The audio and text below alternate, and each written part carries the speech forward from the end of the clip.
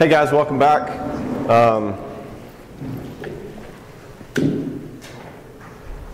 Basically, in the last hour, I had the third and fourth years, I guess, and we just talked about adolescence in general, sort of picking up on some of the stuff we talked about last time. Anybody here who wasn't here yesterday? All right, good. Well, y'all be able to catch right up. What we're doing is, in a sense, culminating in this hour. And that is, I want to talk with y'all about a little, kind of more hands-on, as nitty-gritty as we can possibly get. How do you deal with adolescents when they do X, Y, Z? Like, whatever kind of problems you're sort of seeing. I want to, in a sense, treat this like I would a supervision session. In other words, you come to me and say, hey doc, I'm seeing this kid and so-and-so's going on, where do you think I ought to go? So I want to invite your questions in that. I do ask that you ask me questions about situations you're aware of, rather than just theoretically, like, hey man, what do you do if somebody like joins a cult? You know, unless you know somebody who's doing that and can answer some questions for me, it's a little too hypothetical. But other than that, let's get started. We said yesterday, that if you're going to answer questions about how to help kids, you got to understand character structure in general. And we talked about the basic building blocks that need to exist for people to be whole. We talked about attachment, that God made us to have a context for being connected with other people and connected with Him. Parts of us that aren't connected tend to go into decay. Like a plant that's put in a box, we will tend to wither. And a lot of the problem, a lot of the fruit that we bear is because there are at least parts of us that are disconnected. In other words, maybe we can touch on depression later on, but depression is not a bad version of sadness. Depression is what happens to parts of me that are cut off and disconnected, all right? And so part of the way you fix depression is creating a context in which those parts can get connected to a human again, all right? Secondly, we talked about the issue of boundaries. That another thing that God wants us to have and create us to need is to be able to be me, to have a sense of self, to know what I believe, to have a chooser, to not have to be a chameleon and do what you want all the time. And a lot of pathology that we see and a lot of problems that we see are because people don't feel like they even know who they are. Like if you just ask you know, what do you want in life? Or where do you want to go to eat? You know, those people are like, oh, I don't care anywhere, it's fine. We need to have a sense of self, all right, and the ability to say no. We also need the ability to hear no. That connects with the ability to understand obedience.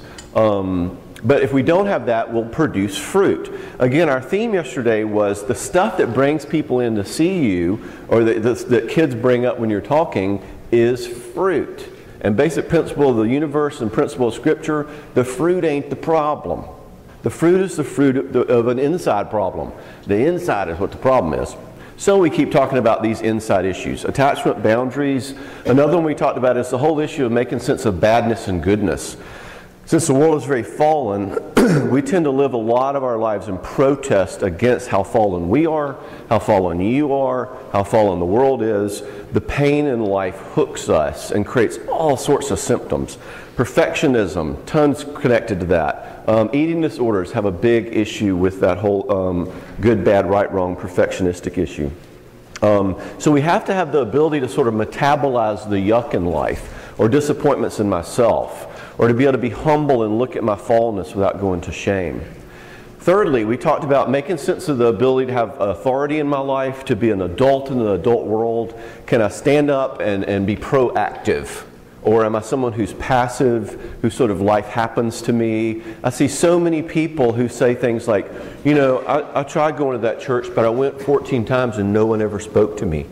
And us Christians think, gosh, we need to be more about outreach.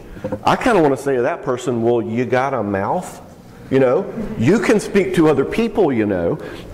That passive way of approaching relationships leaves this person isolated. So that isolation is a fruit maybe of their passivity. Well, we looked at those four sort of structures of our character, and we've talked some about how they apply to adolescence. We also looked at 4 sins. Even if we get everything that we need developmentally, we're going to mess it up with our sinfulness. The sin of taking, how many sins we have that are about, I want what you have and I'm going to take it.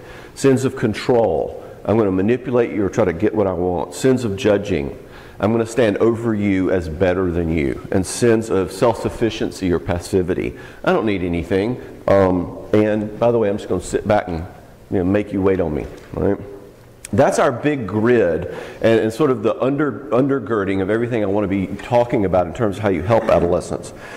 Now, I want to open it to y'all. Let's start talking about some questions, some issues, some of the things that you see adolescents dealing with, and try to unpack that. Yes, sir? Over there, did you want to talk about the blow it off, fix it spectrum? Yeah, I might get to that in a little bit. Thank you.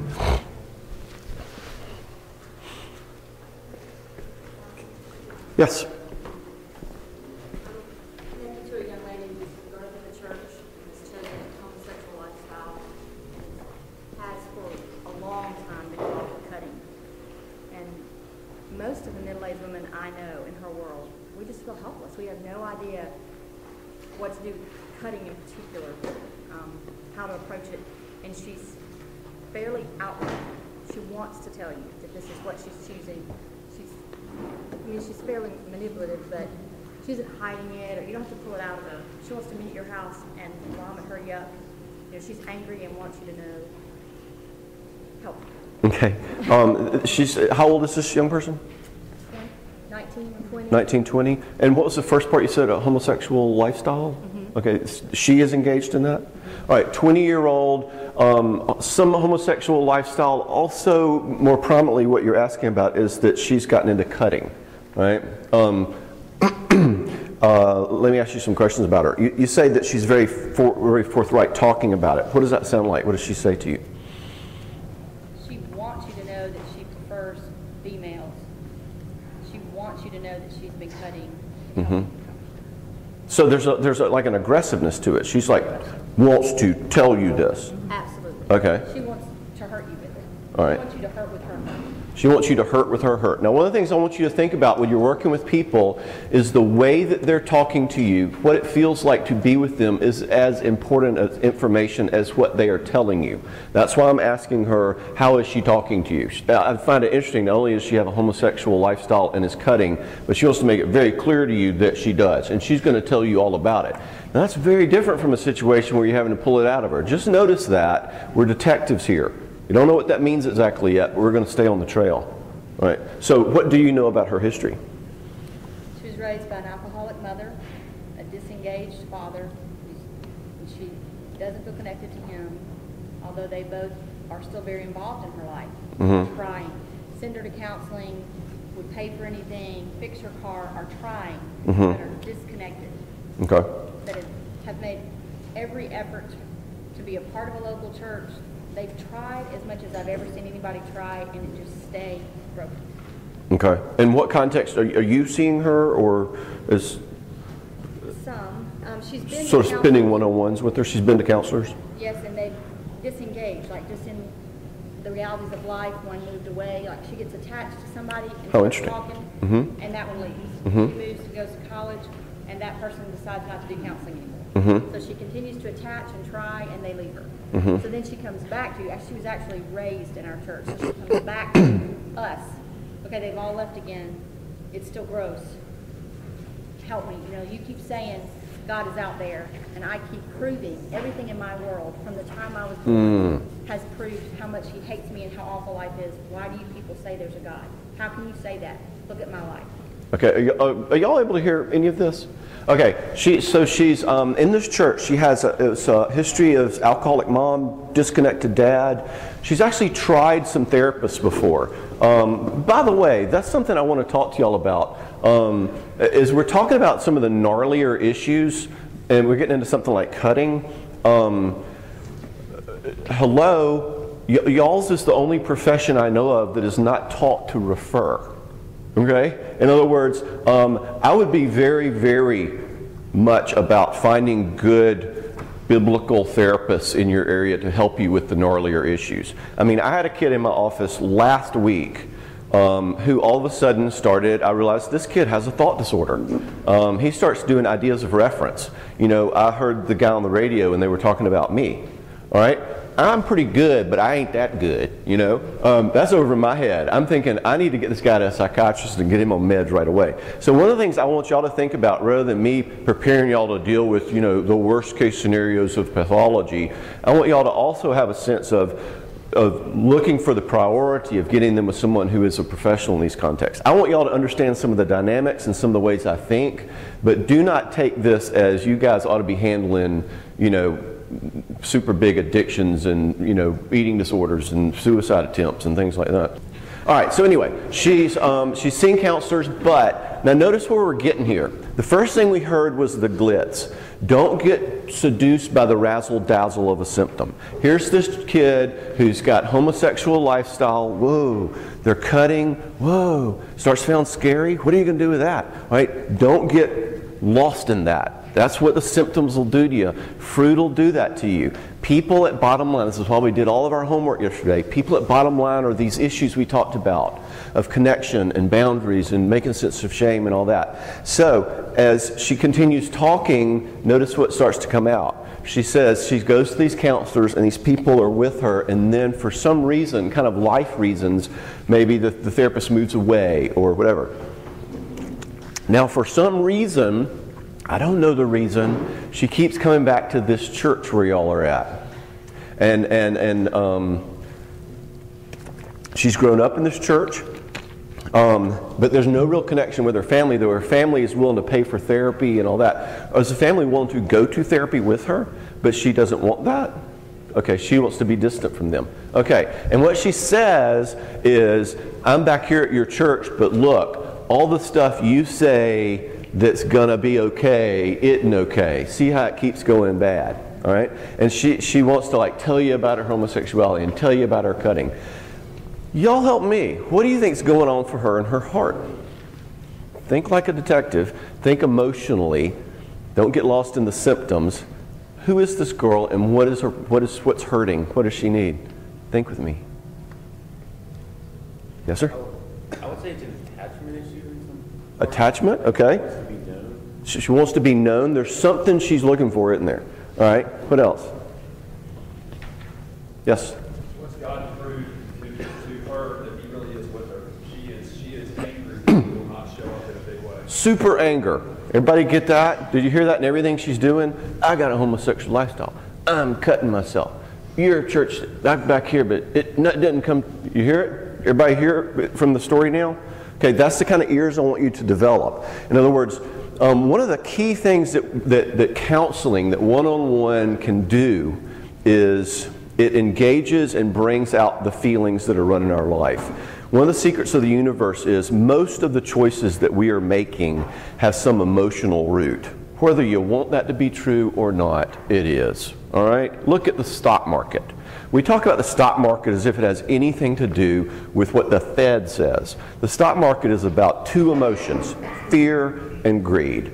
And it's like, today's stock market report, are we full of fear or are we full of greed? You know, weather at 10. I mean, that's what we do. Which emotion is running our world? Okay, so emotion that is left alone, emotion that is not connected to, is going to control me. Think about why you don't go on a diet, or the diet you've been on and you've broken. Why? Because you go with deprivation and that longing feeling of, man, I want pizza, and you eat enough salads and you eat enough, like, you know, turkey sandwiches, and you try to eat, you know, fruit or Atkins or whatever it is, and your friends all say, man, we're going out for pizza, you want to go? And you have this feeling. What would you feel if you didn't get to eat pizza? That ache, that deprivation, that longing, that ugh. And so you can't handle that feeling. And so you go, sure, I'll go eat pizza with you. And you go, I broke my diet again. Why? Because we can't manage that emotion alone. Now apply that to anger. Apply that to woundedness and betrayal, which this girl has. Apply that to that feeling of abandonment. Apply that to that lost, alone, everybody who I've hoped to attach to has dropped me, hopelessness. And you think this girl has any control over her life? Now, one of the things that a one-on-one does is, if I can get into what someone is feeling with them, then a feeling that is held together with someone else, a feeling I feel with you, is something I can wrap my arms around. If I can call you and say, I'm about to go eat pizza and I want to stay on my diet, and you go, dude, walk through it with me. I'll go with you. I know it hurts. You know, I'm with you in the feeling. A feeling that is connected to emotionally with someone else becomes something I can manage. So a huge goal in any kind of therapeutic work we're doing or counseling work we're doing is simply to learn to be with someone emotionally. We said last hour that you can be with people in 3 ways, 3 different places with their pain, and I'm going to give you all the short version. One is blow off. When someone says, I'm hurting, we sort of go, you know, it could be worse, or look at the bright side, or think about the starving children in India, or we Romans 8:28 them, you know, all things work together for good, man, you shouldn't feel bad, okay? Or we try to fix it, which is where we say, well, I'll tell you what, here's what you can do. I got 3 points for you, and here's this new book I found, and if you just do this, you'll be able to blah, blah, blah. But what God calls us to do with people in their pain is simply be with them. And that is, when they say, I'm hurting, we say, oh my gosh, I so understand why you are. That makes so much sense to me. Yes? I have a question specifically about that. Wow. Ooh, good. Don't cough. No kidding. And this isn't as complicated as what Connie was talking about, but just last night, we have a lot of girls in our group that passive-aggressively tweet. Like, they're like, on Twitter, they're calling for attention, like, making these comments online that, you know, I don't even know how what they're trying to say, but clearly they've got something going on, and they're like, you know, I'm so lonely, I just wish I had someone to talk to. And just last night, we had one of those, and so Mary Cam really sweetly texted her and said, hey, I saw where you tweeted, and I just want to make sure you're okay, if you ever want to talk to me. You know, you can talk. And you know what happened? Is the girl blocked her on Twitter. And so she's like, you can't even just worry, she told me what happened, and I was like, she's like, what do I do with that? And I was like, I don't know what you do with that, because we were trying to be with her, I guess, in her pain, and she was like, nope. So she like cut us off. She begged for someone to come Interesting. to her. Kind of a passive-aggressive thing. Yeah. She was really passive. She begged for someone to come to her in her pain, and then when you tried to be with her, she was like, no, you can't be here. All right, great. That's going to be part 2 of my answer. Hang on to that. So being with is going to be hugely metabolizing. One of the things we want to do with this girl is I want to get into her world. I'm not trying to fix it first. I just want to say, oh my gosh, I can totally see how that is. Everybody you have tried to have help you does this to you. Everybody you have gone to for help has done this to you. I get that. I want her to know I get that. That's going to be kind of step 1. Of that. Now, one of the other things I'm interested in, though, is she is doing acting out. Now, there's 2 directions we go when we bear fruit. Whether you're a teenager or not, we can act out or we can act in, as we said yesterday. Acting out is going to be more behavior. I'm going to cut. I'm going to have an eating disorder. I'm going to get an addiction. I'm going to do something out there. Acting in is a little more hard to find, and that is I'm going to feel depression. I'm going to feel anxiety. I'm going to withdraw. I'm going to shut down. Both of which could happen from the same injury, but this girl's definitely acting out. And she's kind of wagging it in your face at the same time. So one of the things you got to be careful of is that if you just give this girl love, she'll eat your lunch. Kind of like the Twitter girl over here, all right? So what we're going to need to do with a person like this is at least be thinking in our head about the 2 prongs of any life-giving relationship, be it parenting or be it our relationship with God, love and limits. I mean, think about it. Those are the dimensions of the universe. God calls them peace and righteousness, Mary and Martha, grace and truth. I'm the Lord your God who led you out of the land of Egypt, out of the house of bondage. Look what a great guy I am. The next line. You shall have no other gods before me. All right? Love and limits kind of defines the dimensions of his relationship with us. So one of the things I want to think about with this girl is I want to get inside this cutting bit. I want to figure out what it is, because I do ultimately want to stop that without totally getting in her face. But I also want to get her to think and process a little about why she's doing some of this. Like, one of the things I want to say to her is, what is it you want me to really understand about you when you tell me about your cutting? Or what is it you really want me to get about you when you tell me about your homosexuality? That's something you bring up a lot and kind of lead with that a lot. That's something that's really important for you, for me to see. In other words, I'm going to want to hold her a little accountable, like, what's this about? Like, what are you trying to do with this? In other words, I think one of the things she is acting out on is her anger. She is angry and is doing angry stuff. Now, one of the ways that you can be sure you never heal an emotion is to do stuff with that emotion. Acting out, you've heard that phrase before, acting out is harmful because it keeps me from metabolizing my feelings. In other words, you cannot really process your pain until you stop acting out. One of the things we tell people with like a porn addiction is, let's get inside of your heart and understand what it is that porn does for you and kind of do a little navel gazing. But if that's all we did, then you'd have this really brilliant, profound insight as to why you are now still using porn. We at the other end of the spectrum need to create some limits and some structure so that you stop doing that. And that works great for unrepentant people. But one of the problems with this girl is there's a sense in which it's not really sure whether she's repentant or unrepentant. She's kind of unrepentant in her lifestyle and sort of shakes it in your face. Unrepentant people need a little more of a focus on limits. And that's where I would want to sort of say, help me understand what you're doing with the cutting. Is cutting something you want to keep doing? Tell me what it gives you. Tell me what it's like. With people who do behaviors like that, be it an eating disorder or cutting, I want to really get inside their world as to what that's like. And again, I'm not sure I recommend this to y'all. I think you should refer a cutter because cutting is so enigmatic. But I found cutters, some of whom it's their little special secret friend. It's like this little kind of world they go into, and it's just them and this little experience. And it's almost like a child who twists their hair, you know. I've seen some cutters who need to cut because when they see blood, it makes them know that they're alive.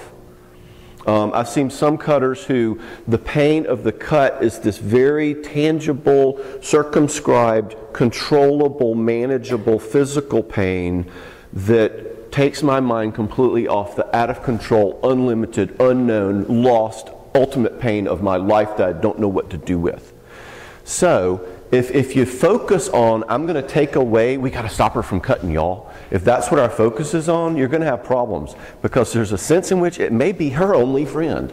It's the only thing that can't leave her, okay? And what you find is if you start listening to this girl, and the hardest part is going to be that she's going to play games with you like the Twitter girl, is that she's going to be calling out for help and looking for interesting ways to stop you from helping her. So the frustration that made you ask that question is diagnostic in a sense. She is saying, help me, help me, help me, and then, like, you know, up your nose with a rubber hose, I'm not going to let you help me, right? So being careful of that's important. So your willingness to sort of say, hey, block me away, I tried to give to you, and to not pursue that anymore is probably a good, safe position where you can. Ask me some more questions about it. That's kind of the grid I would approach this with in big picture. Yes, ma'am. Sorry, are we going to go to a different... We can, or if somebody has some more issues about this. And I want to get to your question about finding counselors. Yes. Am I good to go? I would say we have a girl who is kind of, she's also cutting, but she's also struggling a lot with depression and suicidal thoughts. And the family situation is such that she's been struggling with this for a long time. And her family situation is her parents are both very successful doctors, and so they're kind of absent. And so this girl from junior high is probably feeling pretty abandoned, and her parents sort of like wait to the last minute to wait till it's a crisis to sort of come to us and be like, hey, where's this something that's happening? She's been seeing a psychiatrist for a while. She's been doing like physical therapy because she says she struggles with really bad headaches, and she's been out of school and she's doing lots of homeschool, and so there's just lots of a lot of things that are kind of involved in this. And one of our questions is understanding that she's seeing a psychiatrist and now she is seeing a counselor, but how do we walk beside this family, walk beside this girl, knowing that these issues are way bigger than we are, and we can't, like, I'm not going to be able to go in there and fix it, but how do I walk beside her in a way that is supportive, but not enabling, I guess, in a way. In what sense might you enable? Being the friend that, you know, I guess I don't want to fall into the trap of, well, you know, my youth leader is the girl that really understands me and maybe nobody else gets this because I can talk to her about this, but I'm still going to do these things, and you know, she's kind of the fun friend that doesn't really get serious with me, and just kind of a good buddy, because she's not asking me all these questions about my headaches or my cutting or my depression, stuff like that. Like, how do I balance that of supporting but not kind of maybe getting into areas where I'm not qualified to go? Does that make sense? Yes. Well, and that's a good question. It sounds like, number one, this girl has got some good structure going, even though the parents don't seem to be consistently engaged in being involved in this process. They're at least aware and are present and have her in treatment with someone. Okay? That's good. That way you really are in a position to ask the question you're asking, and that is, how do I play a role as an adjunct? And specifically from a spiritual position, how do I do this? And that's an important issue, and it touches on the issue of referral. One of the things that I tell myself all the time is, John, you are not Batman. Okay, you're not the Dark Knight. It's not like when they flash the sign up in the clouds at Gotham, I'm going to jump to, I'm going to fix everything.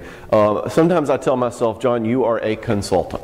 You are an asset, a resource. All right, and that's a great position for you to begin with, is how can I be an adjunct in that? And if you want to think about it using this model, I think that might even be helpful. How do I live in a love and limits place with somebody?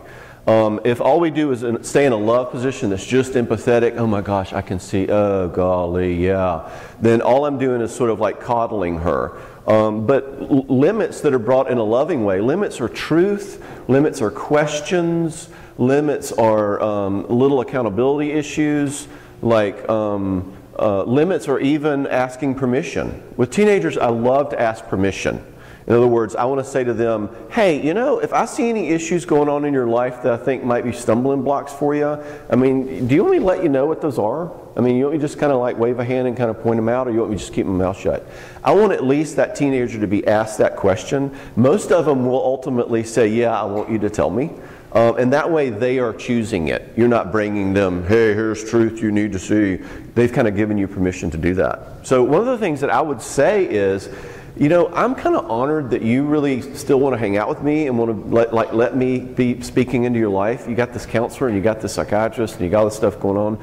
I'm honored that I get to be a part of that. Help me learn how to love you better. Help me learn how to bring love of Christ to you. I want to walk alongside you as you grow in your therapy. I would love to be somebody who is a support for you, because I know that kind of growth is challenging. Come tell me how hard it is. And I tell you what, I'd love to sort of, at least be another set of eyes to say, I think you're really growing. Or, I think your therapist might be missing this issue. What do you think about it? And ask her. One of the ways that we love teenagers, one of the ways we really attach to them, is by treating them in that peer dynamic. Rather than, I think there's some things you need to see, saying, hey, I really want to be a part of you in this, part of this with you. Will you let me know kind of how to better help you? And if there's things that you need or things I'm doing that don't feel good, let me know. I'd be very, very mutual with her in that, since she's got that many resources. Again, though, she's a cutter. Now, cutting has changed over the years. When I was in grad school 20-something years ago, cutting, if you were a cutter, it was like, go directly to psych hospital, do not pass go, do not collect $200. It meant you were like out there. Cutting has gotten a little trendy. Well, a lot of these pathologies have gotten trendy. Same used to be for eating disorders. Used to, if you had an eating disorder, man, it was bad news. And now it's kind of like wearing, bell bottoms. It's kind of cool, all the girls have an eating disorder, and cutting is kind of like trendy too. So one of the things you got to discern is what else is going on. Now, this girl's got an interesting history with a lot of junk going on, and the depression and all that. She's acting out and acting in. So I would want to try to be that resource alongside of her in that. One of the reasons that it is important for us to have relationship with a person as well as relationship with God, and I'm not sure why God made us like this, but for some reason God made us literally to be ambassadors for Christ. In other words, He made us to where if you want to get it in your guts what it feels like to experience God's grace, He made us that we sort of need to have an experience of that grace from another person who has skin on. We are the manifold stewards of the grace of God, as Peter says. We are the ones who, if you want to experience love, you're going to need to experience it from another person. You can't just say, I'm going to experience it from God first. Once you get that template from a person, be it a parent or a support group or a best friend or a therapist or whatever, you'll have a much better index for what it looks like with God. Conversely, if you get a real screwed up experience of what love feels like and people say God loves you, then you're not going to know what they're talking about. Like Martin Luther used to say, he had a hard time with the Lord's Prayer because it began by Our Father. And his own relationship with his father was so awful that it sort of like messed up the prayer for him because he started off on the wrong foot. There was this index of like harshness and pain that came from that concept of father. Well, anyway, one of the things you can do just by being in relationship with these people is, it's like our little cutter over here. It's like, if here's somebody who actually has room for my anger, but might also set limits on me to say, you know what, I think you're really angry, and I want to hear that and love that, but you also do really hurtful things with your anger. And you want to talk about sort of what that's getting you, or what that's costing you? And that's a limit-setting kind of question. So in that sense, y'all can be ambassadors in these people's lives. Yes? Mine's a little different. I've got a kid with Asperger's, and I'm trying to figure out how to work with him as best I can in my youth group. Mm-hmm. Yeah. I have a kid with Asperger's. Mm-hmm. I'm trying to figure out how do I best nourish him at the same time what might be a distraction to the rest of the group, which hasn't been a problem, but I'm just want to make sure that I'm keeping that condition, that environment where it doesn't cause a problem, but also reaching out to him. Good. How old is this child? He is 16. All right. And describe his, are y'all familiar with Asperger's? It's sort of it's like autism light, okay? Tell me what he does. What does he look like? What does he act? How's he act? He's very closed up, you know, he's really quiet, standoffish. His thing is technology.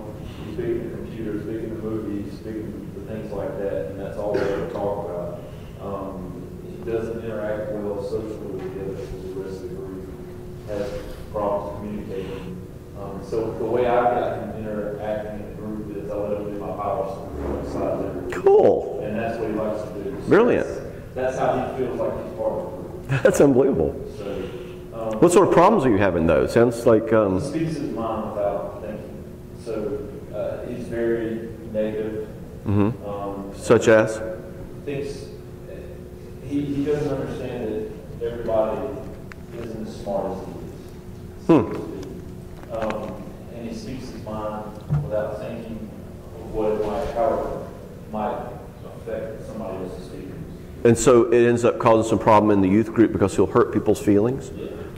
And then do you have to sort of do patchwork for that? I do. Fixing that? Yeah, and like I said, I've been at this church for 8 months now with this youth group, and I've seen now that they're a lot more forgiving, you know.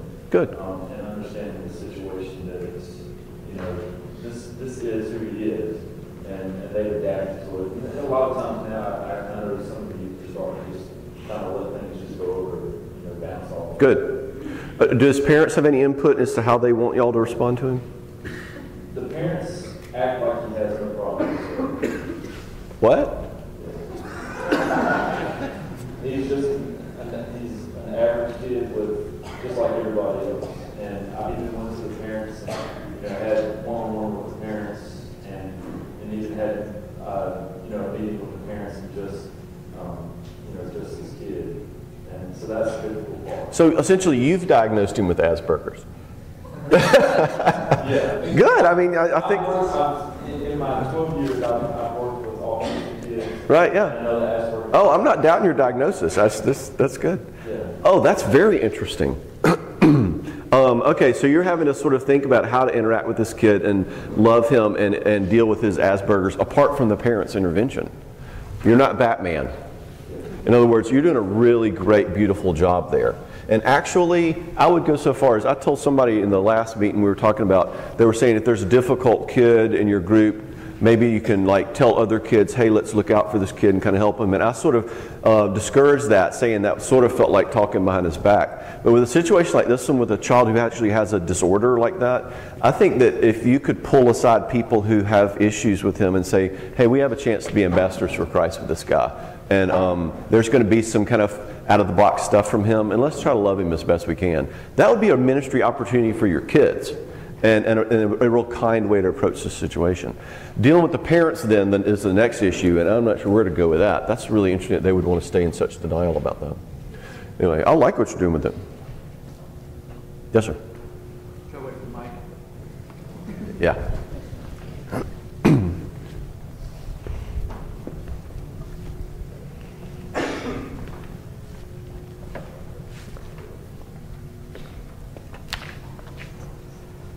I have a girl who's 15, who's been coming to speak to the youth group. She comes from a pretty broken family, who's not part of our church, but another church. And the issues that manifested with her, the symptoms, is that she's on several occasions run away from home with older men, engaged in sex with them, and put herself in a really dangerous situation. Where there's a threat to her life. It's a good thing they pay y'all so much, isn't it? I mean, if they didn't pay you like six-figure salary, y'all wouldn't do this, would you? And her family, the assistance of the church, is going to get her into a biblical counselor who works indirectly for our church. The only problem is I've interacted with this man, and I'm afraid it's going to be a bad situation for her because he has no counseling training. Ouch. And I don't know, I'm going to ask this to them, but I mean, I don't want that counseling to happen because I think it's going to be really damaging for her, and it's probably going to just crush her. And I don't know what to do. The church endorses this counselor and pays for that counsel. And has they have a working relationship. So as an assistant pastor, how do we navigate that? I don't think that's an answer. Who endorses the counselor? The church. And y'all as part of pastoral staff, what do you do since you don't embrace this guy? Yeah. How much is there a dialogue in the church about this? Or is this just kind of a closed case? Not much you can do. About the counselor? Yeah. Oh, yeah. I think they think he's pretty wonderful. Okay. And y'all have not been consulted about where the girl should go or what should happen? I have been after a plan was made, and I'm trying to get my foot in there more. I'm here about 8 months. So, yeah. I think it's very kind for you to want to intervene and prevent worse things from happening. I don't think it's your responsibility to. Do you have another counselor who you would trust more, somebody else who's better? So there's really not good resources. Not in the area. It would be about 2 hours away. Ouch, gosh. Ouch. This is where it gets down to the issue of what can you do. Okay? This is the you're not Batman piece. Anybody got any thoughts? What other kind of resources could you have? This is an out of control, dangerous situation with this girl. And it seems, what I would personally do if I were you, is I would sit down and tell the parents, I cannot overestimate the level of cost and the level of danger that exists in the situation with your daughter. And I think that the choice that you make regarding her care is of absolute imperative importance. And I think if that means you sell one of your cars to go to wherever the neighboring city is where somebody who really knows what they're doing can assess her and potentially even put her in treatment. And if you have to get a paper route to pay for that, I really recommend that you do. In other words, there's some situations in our work that we come across where ultimately we are helpless. But it's one of those situations in which, hey, I've got pains running down my arm and my chest feels like there's an elephant standing on it. You got to say, well, you know what? You can die now. And so we're going to go to the hospital. And what crazy families will do is go, oh, but that's such a long drive and the traffic's really bad. And you sort of have to say, sorry. Okay? And what I want to be at that point is like one of God's prophets. You can't make people do anything, but you can be a truth teller that says, I want to tell you with all of my kindness but truth that this situation needs to be addressed in a much more radical way. And you can say, jump in the lake, but it's really important in my heart to say this, that this needs to be addressed in that kind of a strong way. I think at that point, you have brought truth, and then they can turn their back on it just like we turn our backs on God. And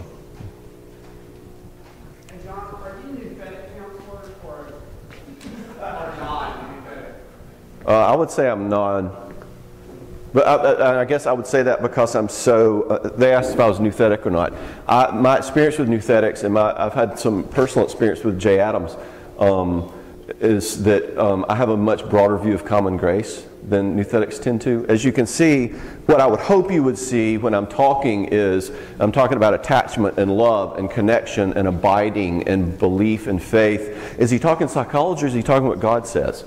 Exactly. Okay, that's what how I want to come across, because I think that part of naming the animals is getting into the world and discovering how people work, how animals work. As C.S. Lewis said, the Bible tells us to feed people, but it doesn't give us any recipes. Okay, basically, it's not a cookbook. Yesterday has been a cookbook. I wanted to teach you how to help the weak, rebuke the unruly, be patient with all men. 1 Thessalonians 5:14. How do you do that? Well, on the one hand, you listen to what God says about the way people work. On the other hand, you do your homework and name the animals out in the world and figure out how to work, how do people grow, and you realize that God made both of those. That's kind of where I come from. Would you talk just for a quick second about how, if you were in a situation where people were really pro-nuthetic, how you might counsel them to say, hey, maybe that's not the best route for someone. You mean if think about their situation? That sounds what it's like to me. Is that right? It's kind of like you sit and they talk for about, or you talk for 15, 20, 30 minutes, and then they give you a Bible study. Because right, yeah. Right. He was trained at Masters, I think, in California. And not a counselor. No, not a counselor. Mm-hmm. Well, maybe you can't do that. But I just couple of quick thoughts. Every nuthetic person I've ever talked to loves a power struggle more than they love life itself. And if you try to prove them wrong, they will prove you right. I mean, it's like they love a fight because they're like truth-based. Here's the Bible. And if you don't have Bible verses, then they love a fight. And so I don't like to fight with them. I kind of want to go, oh, wow, cool. Like, so what are your thoughts about dealing with a situation like this? And if you say to this person, here's this Bible verse, and they still keep sinning, I mean, like, what are your thoughts about where to go there? You know, and like asking questions. I would want to engage them and talk with them, and because you're certainly not going to win a debate with them.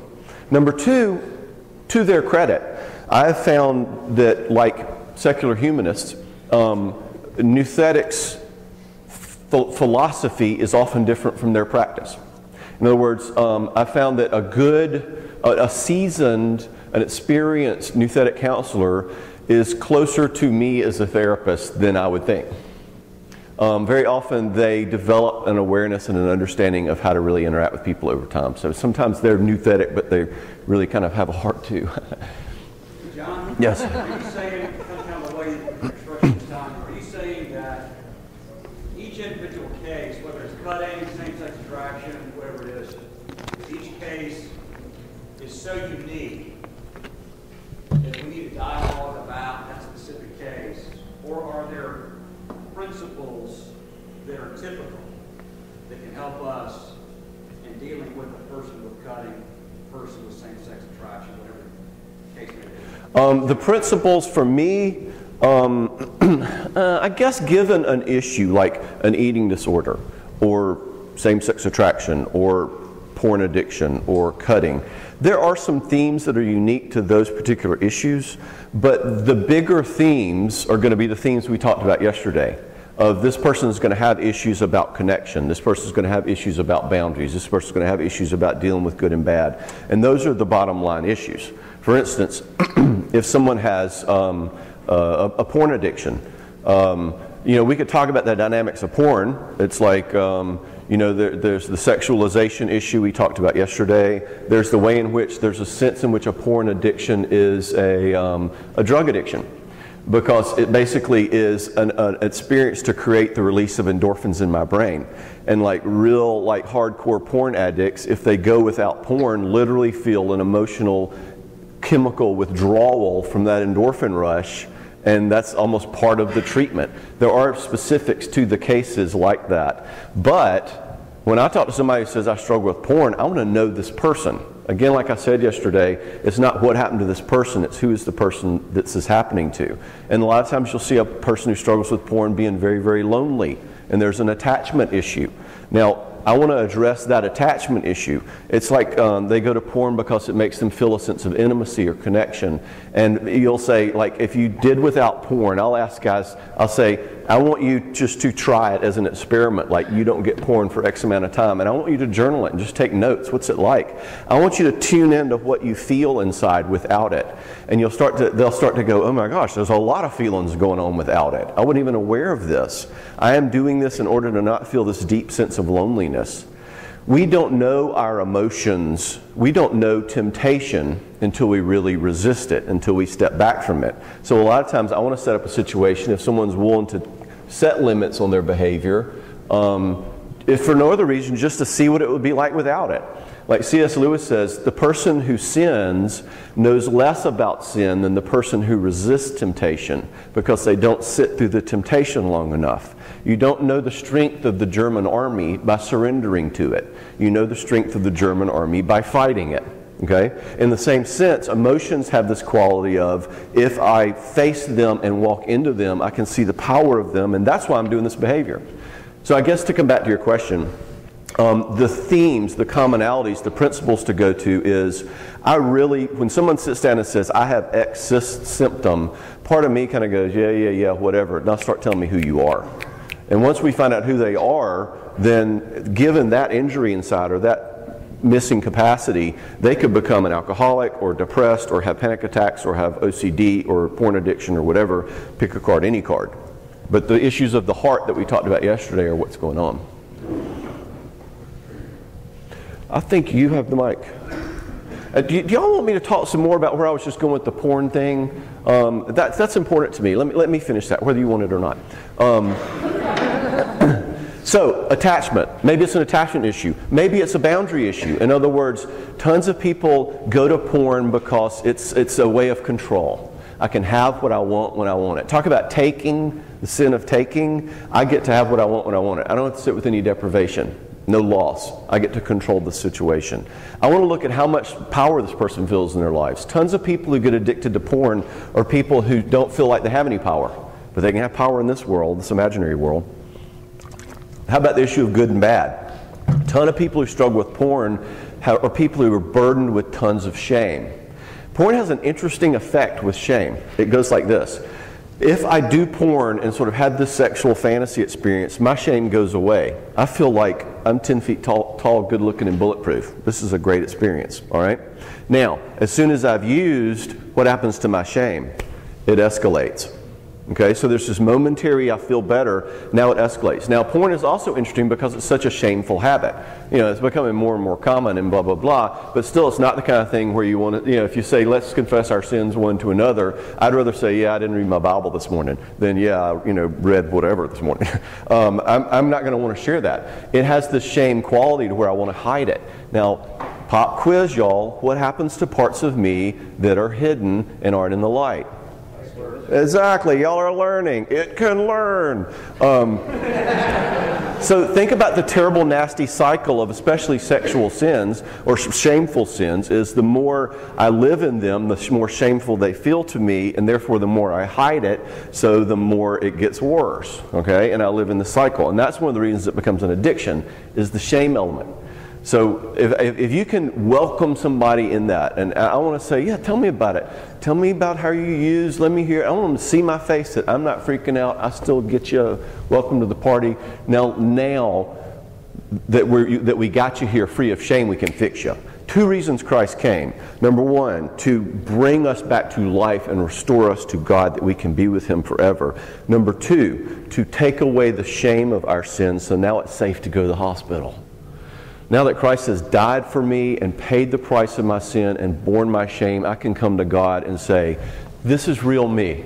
Get to know me. That's what confession is. Confession isn't, oh God, I did this and I promise I'll never do it again. Confession is, God, I want you to see me. Because now I believe because of Christ it's safe for me to be seen. And that's what we're doing in these people's lives, is saying, let me know you, let me hear you.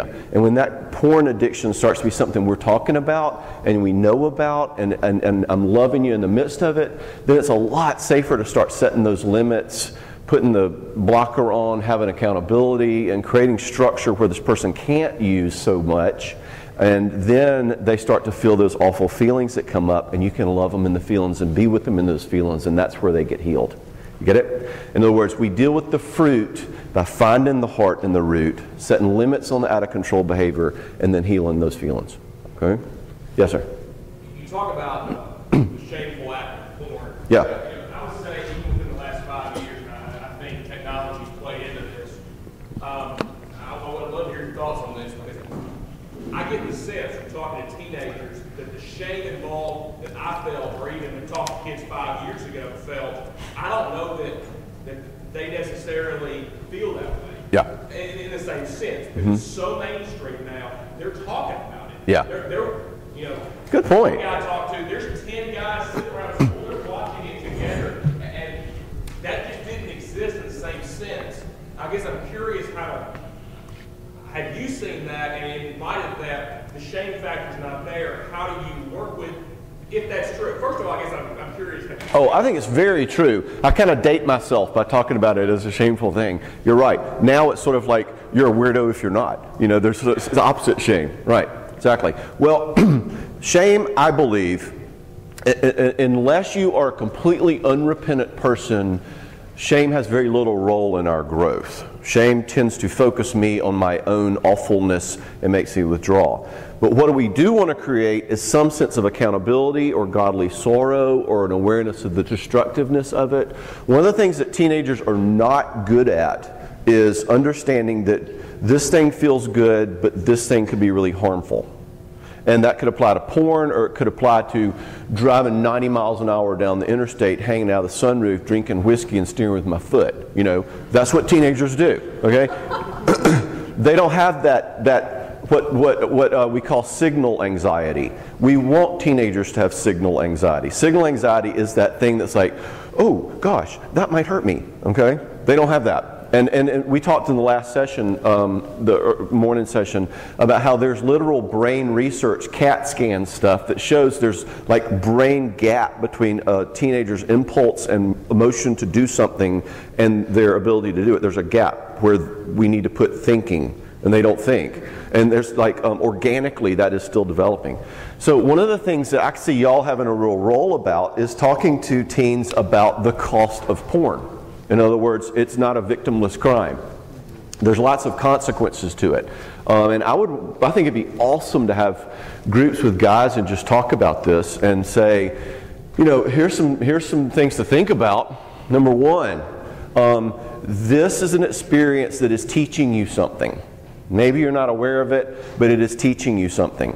And it says something dehumanizing about sexuality. It says something dehumanizing about women. And whether you are knowing that or not, you're teaching yourself that. And that's going to have effect on you now and in the future. And it'll bear fruit in your relationships and in your marriage.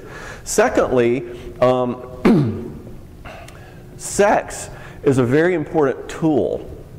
And most people don't think about it as that. But God had this problem, and that is, how in the world am I going to make a way for a husband and a wife to really, truly, profoundly, deeply, ultimately communicate to one another the level of oneness and belonging I want them to have? Shoot, he said, there are just not enough words for it. How am I going to get them some way to communicate that level of belonging, that level of uniqueness? What am I going to do? And he said, I got it. There's an experience physically, emotionally, that can draw all of the parts of them together as one, and we'll call it sex. And it's going to be the way that they can communicate the deepest intimacy together. Now, that tool has one use and one use only, and that is that deepest oneness and connection. Now, what happens to a tool that has one use and one use only if you use it for everything? Okay?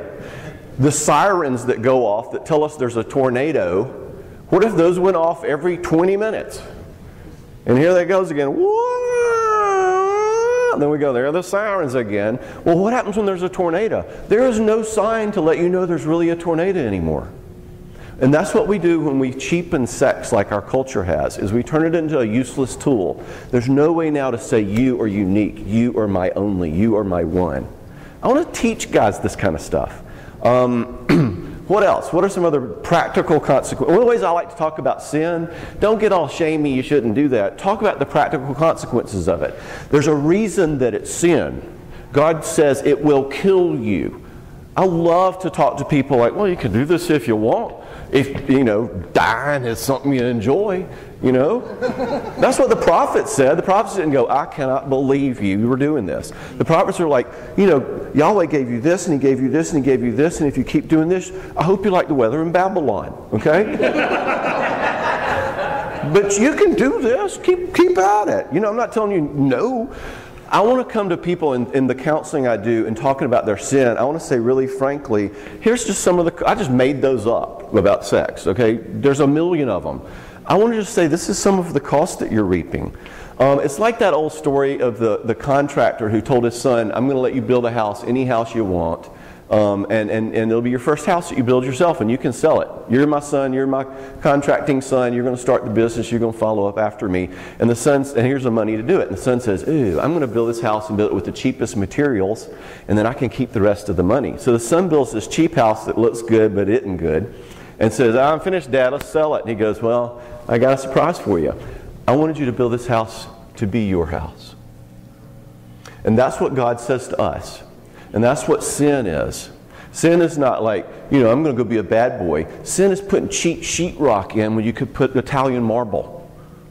And then we say, oh, I know how to stop this, but I just want the sin so much. Really? Do you? And a lot of what good therapy is and good counseling is simply showing people that the choices we make bring us fruit. And God steps back and says, I love you. Sin away, but I love you. But I don't want you to live in a shack. I want something good for you. Don't do this. Don't do this. That's how He talks to us about our sin now in Christ.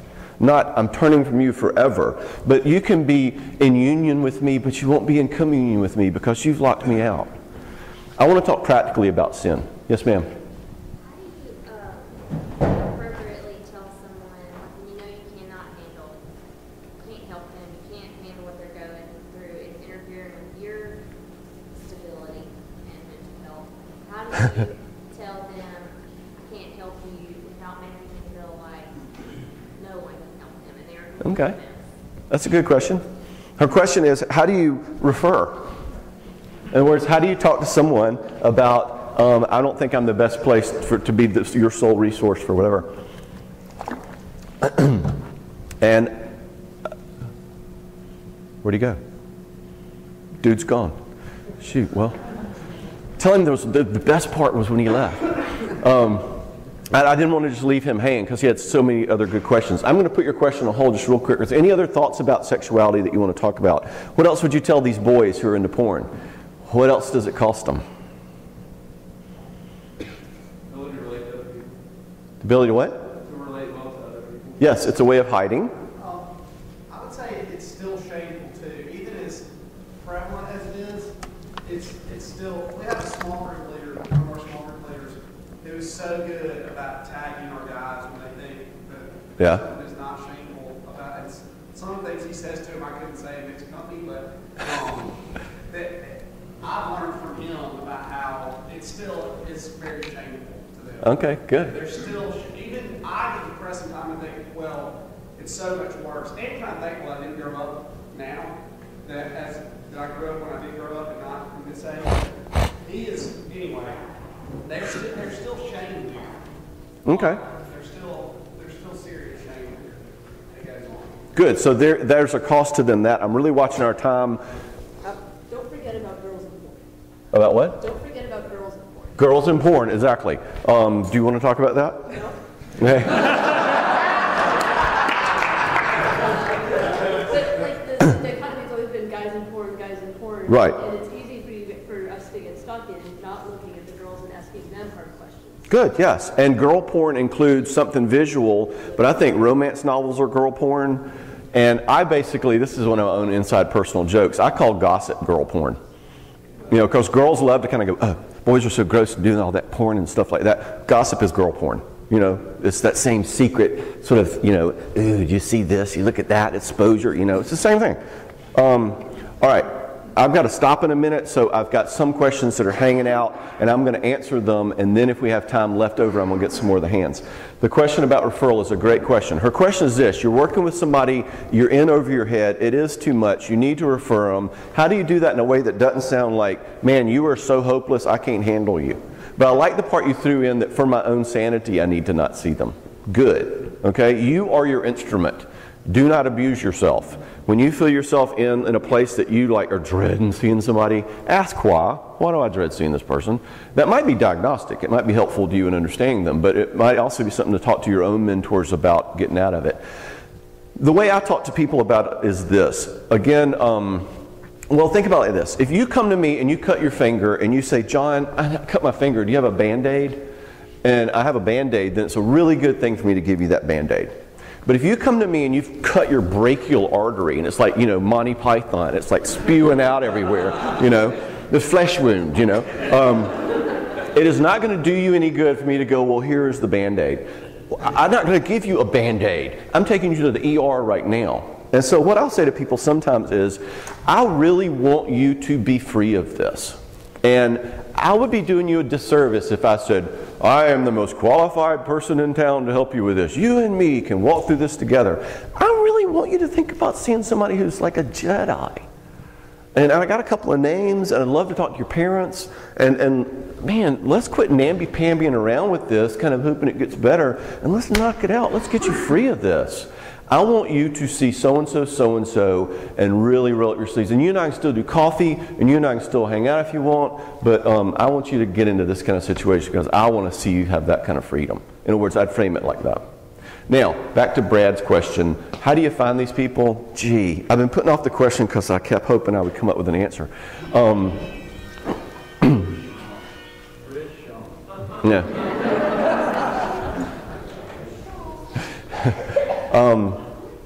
All right, the things that I look for. Number one, do you like hanging out with them? Okay? One of the things I hate is somebody who's like learns a lot of therapy skills to do therapy skills on people, but when you hang out with them, you can't stand being with them. Okay? I mean, I want a therapist who is a well-rounded person. I want a therapist who's like loving but strong and serious and humorful. And I want somebody who's a balanced, integrated person. Because a lot of people want to turn therapy into a bunch of techniques. And I hope one of the things that I've done in the last couple of days is completely confuse you. Because I want you to leave here with a sense of there are no techniques here. We're getting into people's hearts. We have some principles and some ways to look at things, but the humility of saying, I need to sit as a student and listen and learn about this person, that's what I want to see in a therapist. I want to see somebody who lives in a way that feels humble. I don't trust anybody who thinks they know all the answers to stuff. I mean, come on. Everything, I mean, I'm on the 5-year plan. Like, everything I believed 5 years ago, I've realized I was stupid. You know, and if I come back here next year, I'm going to be going, God, y'all, I'm really sorry about all the stuff I told y'all last year. I'm always learning what a knucklehead I am. I want to look for people like that. I want to look for people who, my personal opinion, theologically, philosophically, have that balance I was talking to Tupelo about earlier. And that is, I just remember you were from Tupelo. Yeah. Whatever. And I personally believe, kind of world and life view style, that I want to be real grounded scripturally, I want to be real grounded psychologically. And I want to have somebody who's both of those. It's like on the one hand, the person who says, you know, I got my doctorate at, you know, at Johns Hopkins, and, you know, I know all of the latest research, and here's some papers I've done, and here's what the data is telling us about child development. And I want to go like, how's your spirituality fit into that? And they say, well, you know, spirituality is kind of, you know, part of life, but, you know, these, or maybe they baptize it with some Bible verses. That's one extreme. The other extreme is all of this is your entire, all you are is your spiritual life. There's nothing developmental or relational. It's all moral choices and, you know, biblical principles without an awareness that the world has this like developmental sophistication that God calls us to find. That balance, I want to look for that. I also just want to like listen out in the community to who's helped people. Because as the Bible says, wisdom is justified by her children. And I think that what you see as the product of a person's work is going to tell you a lot too. So there's some thoughts on that. Now, I have a backlog. I owe a couple of people some answered questions, some more hands. Yes? We've got a couple minutes left. You, yes. I was going to say, just as a parting way, the fifth thing to add to your thing is talking to churches in your area and ask who they've been helping. I'm just beautiful, yes. Talking to churches in your area, who they use. I was going to ask you to talk about gifted children, and you know what I'm talking about as far as people who are gifted, they are diagnosed gifted. I'm finding that I have at least one child, maybe two children in our group.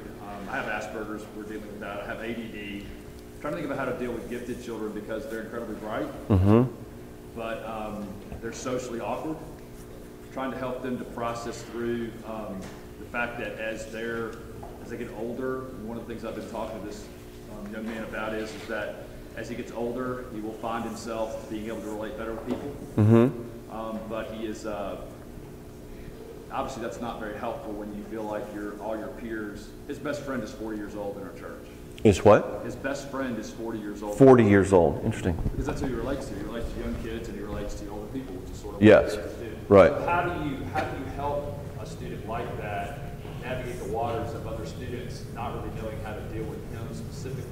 Does fit into the category of ADD? Does fit into the category of Asperger's? Right. Does that make sense? Yes. All right, that's a problem. Is it bearing bad fruit? Is it harming him? Yes, he doesn't have any friends for you. And how does he respond to that? Not very well.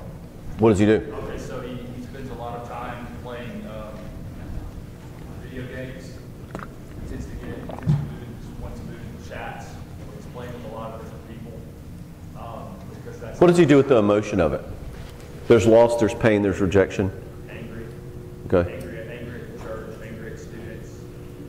Tends to blame other people. I would so go there. Were you in the one at 8:30? I thought you were. Remember we talked about being with and pain? That's a very difficult situation, and step one with him would be, I would want to say, I want you to talk to me every chance you get about how hard this is, because I know you're feeling lots of rejection, you're feeling lots of outsideness, and you're not sure what to do with all that all the time. I want to be an ear for you that you can talk to me about that, because I know you're having trouble making sense of it. Now, remember I like asking teenagers a question. Would it be helpful for me to give you pointers about things I see that you could do, and kind of coach him some in that? If he says yes, then I would help him, I would coach him. But I would want to walk alongside of him in the pain, because there's some things, this is just it's almost like a handicap for a teenager to be gifted. It's like you're an outsider. And that's kind of the worst thing in the world for them. So walking alongside him in that outsideness on the one hand, and also giving him pointers about how you can engage on the other. But so far he's not bearing any pathological fruit. He's in pain. But remember, pain itself is not going to necessarily harm him. Alone pain will harm him. So that's where it's important for you to, as much as possible, connect up with him relationally, emotionally speaking. All right, I got to stop us, y'all. Wish we had more time. Maybe we can do it again sometime. Thank you so much for all of your work. I want to thank you as a layman for the week that y'all have spent here. We go home and go to church, and we don't know that y'all have, worked so hard all week long and done this for us, that you would minister to us and to our children. But I'm a layman, and I see what y'all have done. And I want to thank you for it, for what you're willing to put into caring for God's flock. How hard y'all have worked this week. Do you want to close us in prayer? All right, please. Yeah. Thank you, John.